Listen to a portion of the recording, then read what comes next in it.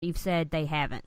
I've seen, again, on YouTube, and if you search it out, Andrew and all of our listeners, if you search on YouTube, there are a ton of Star Trek fans who have YouTube channels, and they break down timelines and they break down theories and all that. Official, I don't think so. But I think that this is the standing. I mean, the fact that they're saying. We also. Sorry, I know I'm all over the place, but if we go did just spring this on her, everybody. Totally I didn't let cool. her read it first. Sorry. It's totally cool.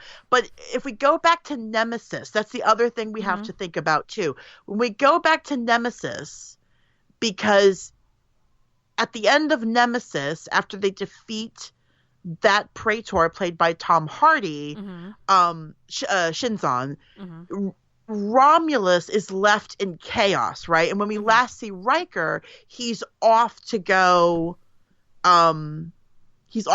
help Romulus rebuild, and they're opening up communication. So that's the last time that we see that. So if we're going off of that, then something happens in Picard's past that causes him to retire from Starfleet. We haven't seen that yet, but I know that it will be mentioned in the show. And the current, I would say, prevailing fan theory is that something happened to Romulus. Okay. On Picard's watch. That basically he did something, or something happened and he was involved in it, and something happened to Romulus to turn Romulans even further against the Federation, and that causing the Federation to have to mount this rescue mission by building all those ships at the shipyards. Well, Elnor, like, whenever you read his description, it says that he is a Romulan refugee. Yes. So yeah, he's definitely someone who's been taken from Romulus for some reason, who had to leave.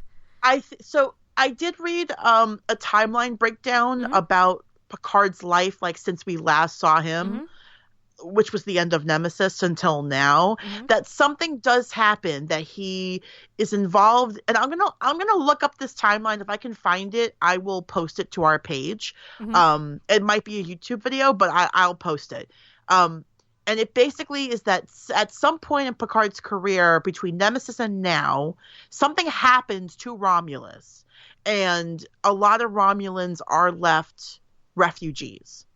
And is it the events from the Kelvin universe or from the J.J. Abrams movies? I don't think so. It gets a little sticky. It really does, with all of these timelines and stuff.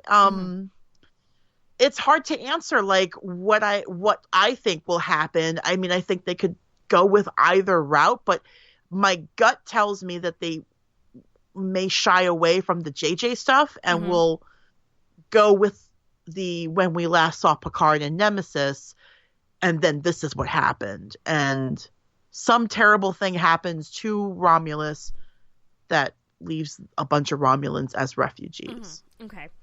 He does have a little more that he said. Cool. He says, my thinking has been the Prime Universe, named for Spock Prime in the reboot movies, consists of all the shows we've seen to date, chronologically: Discovery, the original series, Next Generation, DS9, Voyager, and then all the Next Generation movies.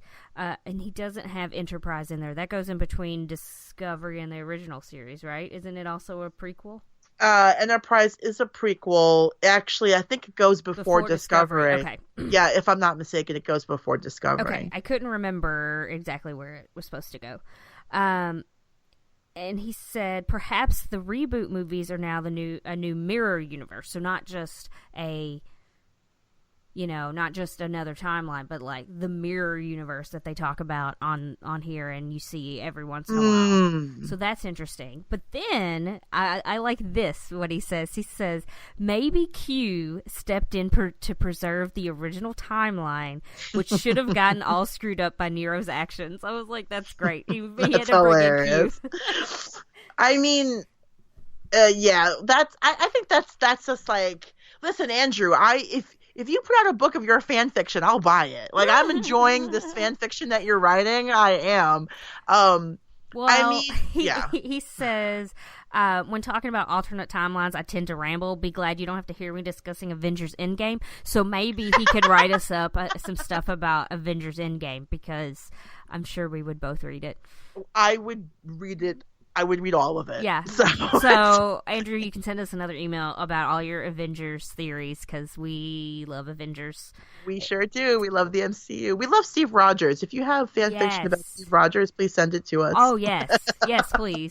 We would definitely like that. If anybody's heard us on anything else, like hear us talk about Captain America, Skinny Steve, the hottie boyfriend machine, Chris Evans, everything. Before we started recording, I said, wouldn't it be funny if we started talking about the Picard trailer and then just talked about Chris Evans for an hour? And but we talked about the trailer and we only talked about Chris Evans for just a minute or two. So I think we're doing okay. We talked about the trailer for an hour, and then it's fine. That's okay. Anyway, he said, thank you and can't wait for more episodes. Thank you, Andrew. We appreciate it. And, of course, can't wait for January 23rd. And neither can we. We are so excited. Yeah, cannot wait. Andrew, thank you for that email. Yeah. That's great. We love hearing from our listeners. And I don't... Most of the time, it's people sending us messages to our own personal Facebook things, because it's people we know. It's true.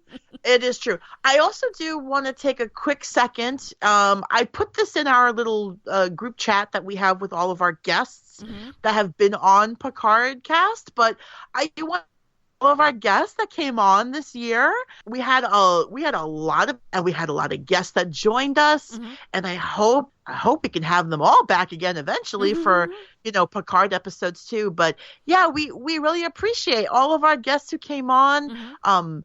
New fans, longtime fans.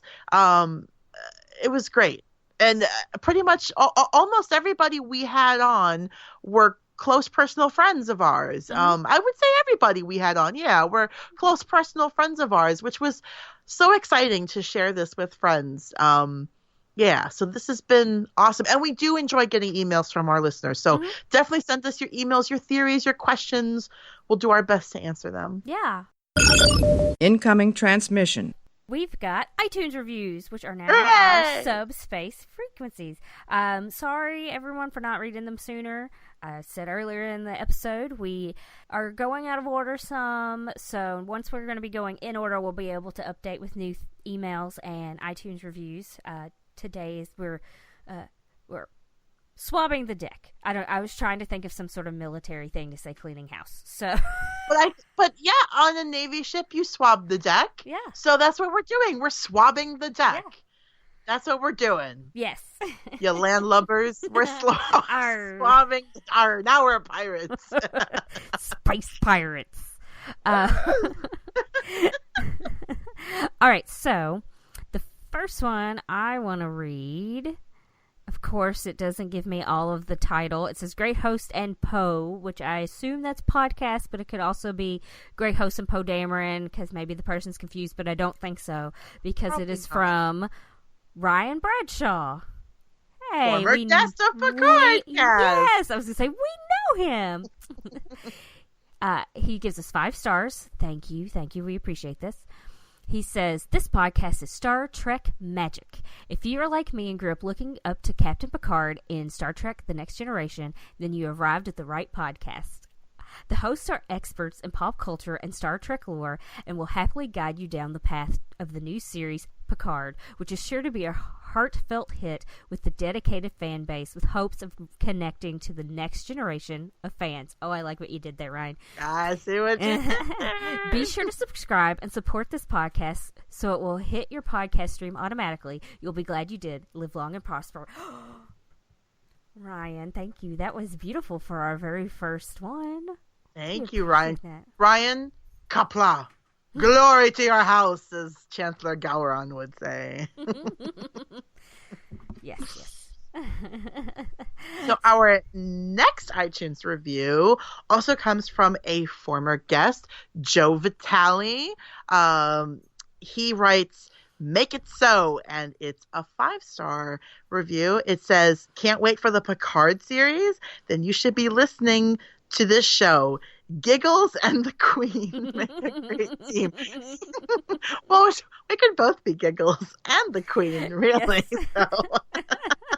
And if you know us, you know who's who. But anyway, it doesn't really matter because we're both giggling and we're both the Queen. So thank you, Joe, for that lovely review. Again, it was a 5-star. All right. The next one is also a 5-star. It says, "I'm so excited!" with 2 exclamation points. It is from the JJ of NY fame. And if you don't know, that is Rebecca's sister Janine and past guest. Yeah, who also sounds just like me. Pretty close. I think me and Cindy sound more alike than you and her do. I mean, you guys sound alike, but somehow me and her sound exactly alike when we're recordings. All right, so she writes, "I'm so excited. I'm so excited. I'm so scared." Love the Saved by the Bell reference, Janine. Then she said, "Super excited for the show and super excited for this podcast." And she gave us 5 exclamation points after that. And Woo-hoo! From what I hear, she doesn't leave a lot of podcast reviews, so I appreciate it, and I'm sure your sister appreciates it. So, and we're glad we had you on, and we'll hope to see you again. Yes, thank you, Janine. And our last iTunes review just is from a couple of days ago, actually. It's titled "Engage" with 1 exclamation point. It's a 5-star, and it comes to us from Doc Comet, DOCCOMET. Listen to the latest 2 episodes on recommendation from a friend and totally dug it. Going back now and listening from the beginning and loving it. I highly recommend this pod to all Trek fans. And then he gave us 1, 2, 3, 4, 5, 6, 7, 8 clap hand emojis and the peace sign. Yay. And actually, I don't know who Doc Comet is. So whoever you are, thank you so much for your 5-star review of Picard Cast. Thank you so much. If you would like us to read your iTunes review, you just have to leave one. We, of course, prefer 5 stars and only nice things to say, please. And if you leave us a review, we'll read it on the air. Yeah. If we come up with something good for tweets, we might read tweets too. So we'll think about it. All right. So back to the show, even though we were at the end, weren't we? We were, but that's okay. Back to the end of the show. Great. Oh, this is a lot of fun, and I can't wait. So, the next time you hear from us in real time will be when Picard comes out. Jen, yes. So so episodes are dropping. They start January 23rd. And then we're going to do our best to record an episode for you right away so that we can get that out to you right away and you guys can enjoy it. So very exciting. Can't wait. Cannot wait. Yeah, because it could be like a day or two. You know, we have jobs and stuff. You know, life happens. No one pays us to do this. It's true. No one pays us to podcast. If they did, boy, howdy, would I quit my job. If you could get paid for all of the ones you did, you could quit your job.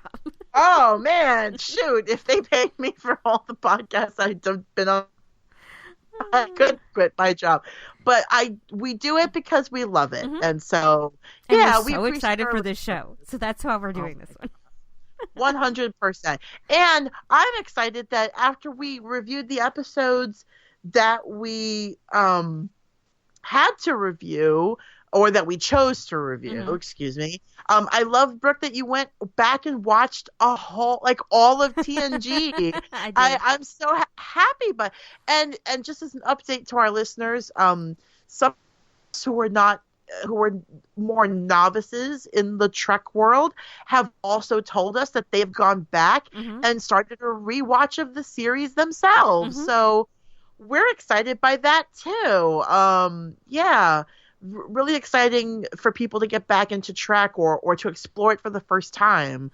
So, and if anybody knows anyone that could get us screeners from CBS All Access. That'd be great because we've Please tell us. lots of people